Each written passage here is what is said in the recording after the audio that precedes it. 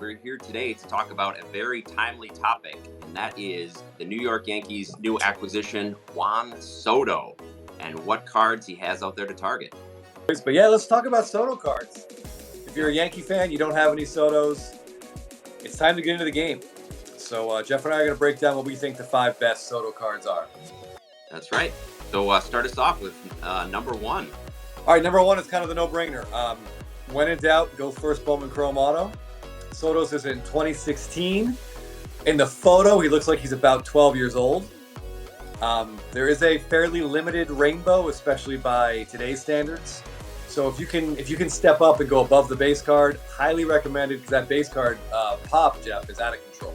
It is. The pop is really high on the base card. So if you can get any number, I believe the first number is the refractor starting at $4.99. If you can get a number, that would be great. Even if it's in a lesser grade, I would go for that route instead of trying to get a PSA 10 of the base. Totally agree. And just be aware, sometimes his auto does go off the side of the card. So if you can find one where that doesn't happen, all the better. And also, if you have no budget, rumors are that the Superfractor will become available in the coming months. We don't know for sure, but rumors out there. That would be a nice one to get your hands on. All right, so at number 2, Soto is he came up a little bit later than some rookies, so he doesn't have the full gamut of 2018 rookie cards. But his best ones, we think, are 2018 Topps Update. You're going to want to focus on the black parallel and the Independence Day parallel, right, Jeff? Yeah, Soto came up at the perfect time, considering that Topps 2018 parallels are the best they've been. The black parallel is great. It's not just on the edges, it's the entire card. It's same with Independence Day, which was the first Independence Day, and subsequent years have kind of tailed off to just some stars on the border. But the 2018s are beautiful cards. They're tough grades. There are a lot of them you can find. When you do find them, they're not in the best condition, but yeah, it doesn't really matter for those. No, it really doesn't matter at all. So we had no Stadium Club, no Bowman Chrome. There's a lot of sets that don't have him. Soto also came up at a great time for Jeff's fantasy team, because he happened to be on his phone when Soto hit the waiver wire, and that worked out really well for Jeff, and really frustratingly for the 9 other players. But that's neither here nor there. Anyway, black Independence Day, beautiful cards. Take a look. Full bleed parallels. These are really, really nice, and they're going to be tough to get your hands on for sure. Yeah. Absolutely. All right, so at number 3, Jeff, what would you say is Soto's best rookie auto?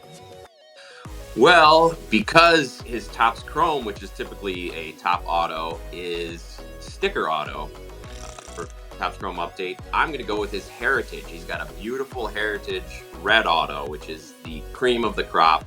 Yes, the 2018 red, it's limited. It's less than 70 copies out there. The red is beautiful, highlighted against the uniform. It's a great shot, and I think it's probably his best auto. Absolutely, yeah. And they that red ink really just pops off the card.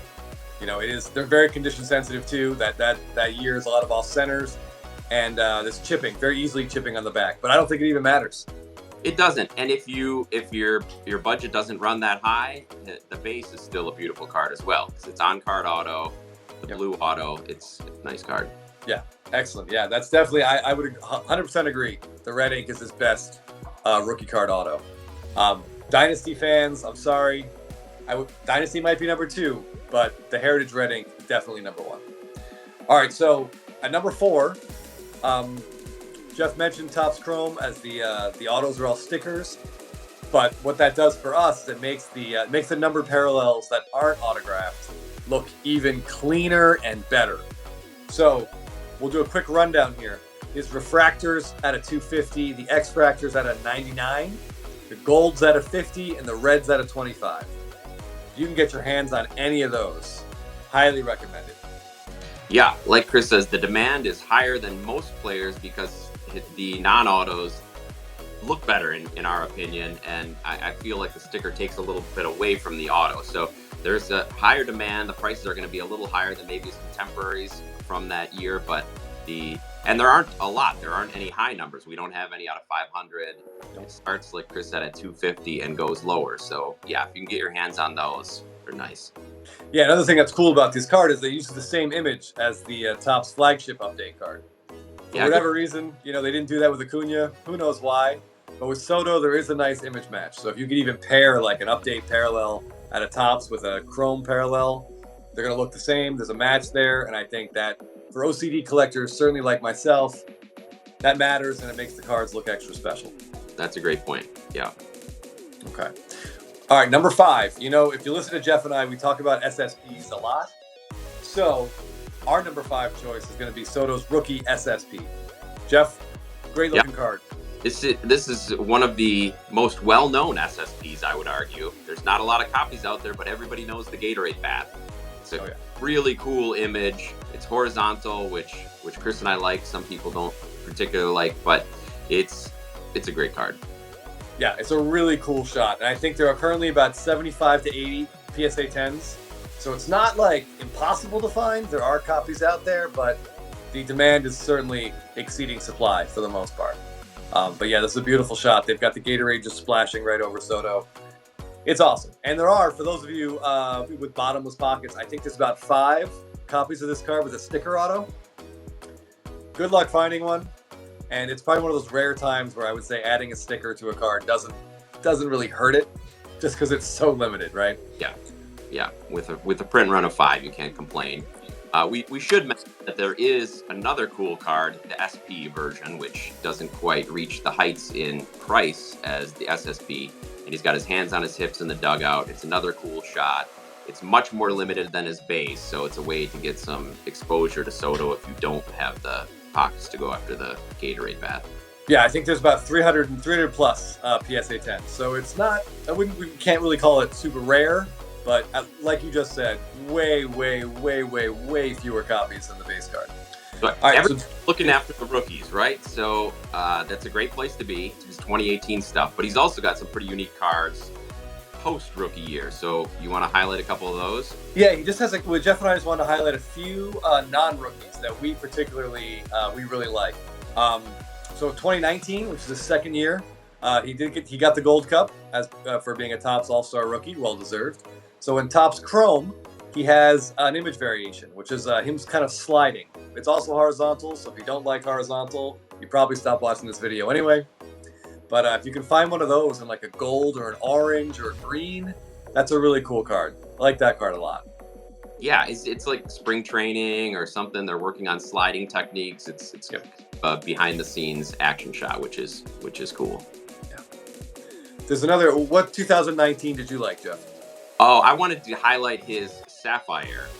He's got his first Sapphire card is in 2019, so he doesn't have a rookie Sapphire like some of his contemporaries like Acuna has in 2018. But his 2019, it's a cool shot. Again, it's horizontal.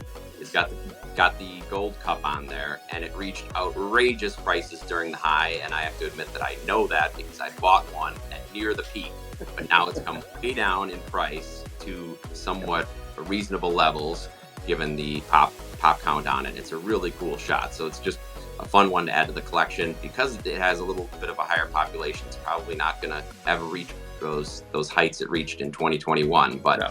As a card for a Soto collector, it's very cool. So 2020, there's some really cool Juan Soto cards.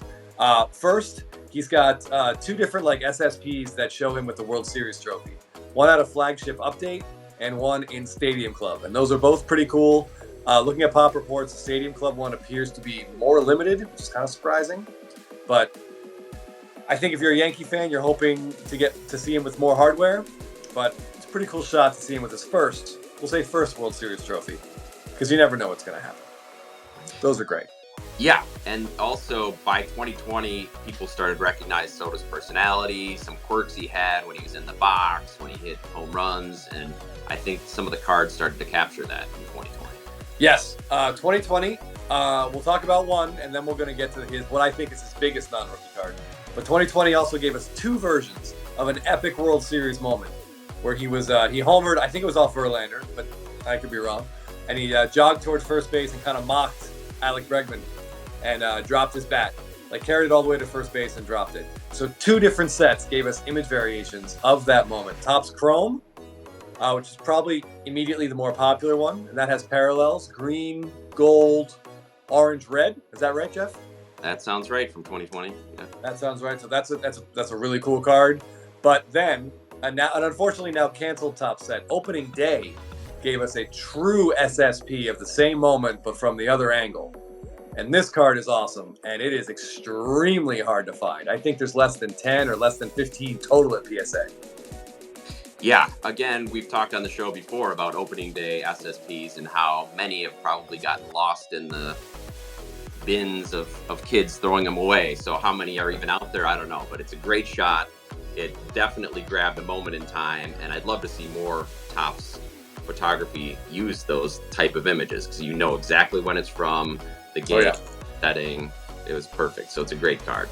Yeah, that's really cool. And if you can find both of them, they're awesome companion pieces, for player collectors. All right, but we're going to finish up this video by talking about Soto's best non-rookie card. And I don't think there's any debate on this, but it comes out of a set that Jeff and I particularly love. It comes out of 2020 Stadium Club Chrome. It was the inaugural Stadium Club Chrome set. Now, Jeff and I have opened up about 8 boxes of this, and we've never even pulled the base card. But the nickname of this card is the Soto Shuffle. It is a fantastic horizontal card of exactly what we said. It's Soto shuffling at the plate. It's pretty cool. Yeah, he really, like I said, he started to show his personality more and more, and people grabbed onto that. To have a card that even has a nickname like that, they know the Soto Shuffle card, they know what you're talking about. Yep. It really shows how impactful that image was. Yes, and there are, of course, it's Stadium Club Chrome, so there's going to be autos of this card. So if you can find one of those, I highly recommend it. Full disclosure, I did actually recently bite the bullet and snag one of those myself. Not the best time to buy Juan Soto, you wouldn't think, but times like this is when some of the rarest stuff comes out. Yeah. Congratulations on the pickup.